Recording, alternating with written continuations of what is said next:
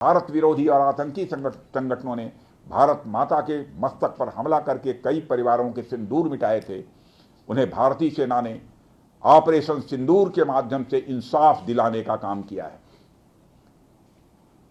और इसके लिए आज सारा देश भारतीय सेनाओं का अभिनंदन कर रहा है।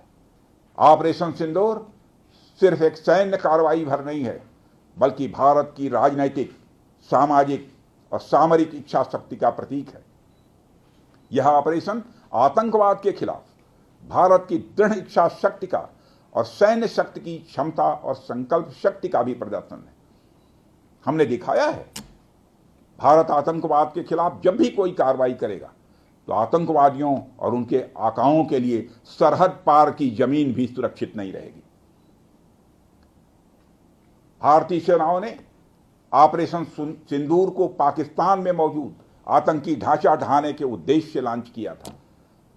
हमने उनके आम नागरिकों को कभी निशाना नहीं बनाया था, मगर पाकिस्तान ने न केवल भारत के नागरिक इलाकों को निशाना बनाया, बल्कि मंदिर, गुरुद्वारा, गिरजाघर पर भी हमले करने का प्रयास किया। भारतीय सेना ने शौर्य और पराक्रम के साथ साथ संयम का भी परिचय देते हुए पाकिस्तान के अन्य ठिकानों पर भी प्रहार करके करारा जवाब दिया है। हमने केवल सीमा से सटे सैन्य ठिकानों पर ही नहीं कार्रवाई की, बल्कि भारत की सेनाओं की धमक उस रावलपिंडी तक सुनी गई जहां पाकिस्तानी फौज का हेडक्वार्टर मौजूद है। मित्रों, भारत में आतंकवादी घटनाएं करने और कराने का क्या अंजाम होता है, यह पूरे विश्व ने उरी की घटना के बाद देखा, जब हमारी सेना ने पाकिस्तान में घुसकर सर्जिकल स्ट्राइक की।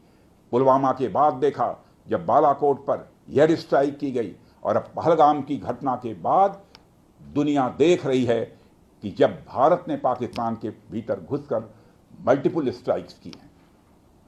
आतंकवाद के खिलाफ जीरो टॉलरेंस की नीति पर चलते हुए हमारे यशस्वी प्रधानमंत्री श्री नरेंद्र मोदी ने स्पष्ट कर दिया है कि यह नया भारत है जो आतंक के खिलाफ सरहद के इस पार और उस पार दोनों तरफ प्रभावी कार्रवाई करेगा। यह हमारे प्रधानमंत्री जी ने स्पष्ट रूप से यह संदेश दे दिया है।